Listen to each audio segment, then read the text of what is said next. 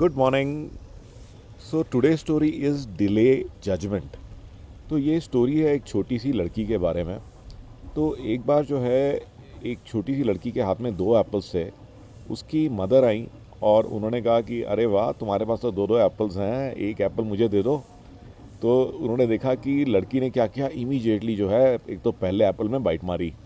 उनको लगा कि शायद दूसरा एप्पल अब मुझे देने वाली है, फिर उसने दूसरे एप्पल में बाइट मारी। तो ये देख के मदर को ना थोड़ा सा हैरानी हुई, थोड़ी परेशानी हुई।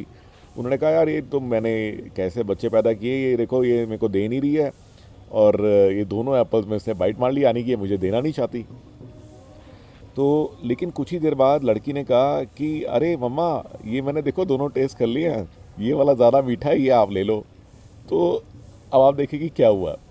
इनिशियली जो जजमेंट उसकी मदर ने करी वो गलत थी। उनको लगा था कि ये लड़की बड़ी लालची है, जबकि रियलिटी में एकदम उसका उल्टा था।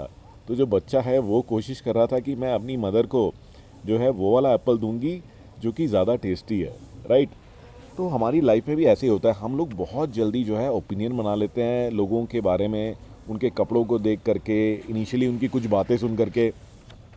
तो आप डज़न फ़र्क नहीं पड़ता कि आप कितने एक्सपीरियंस्ड हैं, ठीक है ना। कुछ टाइम के लिए हमारे को लोगों को थोड़ा सा समय देना चाहिए और अपनी जजमेंट बनाने के लिए पहले उनके एक्शंस को देखना चाहिए, उनके बिहेवियर को देखना चाहिए।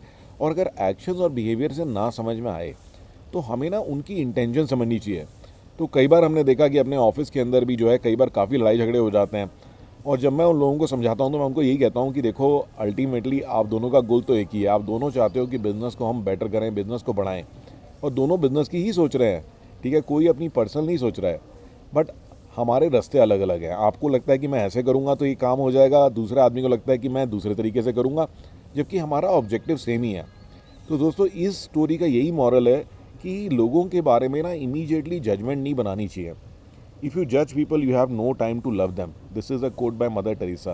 तो जब लोगों को आप जज करते हो तो फिर आप जो है उनको लव नहीं कर सकते।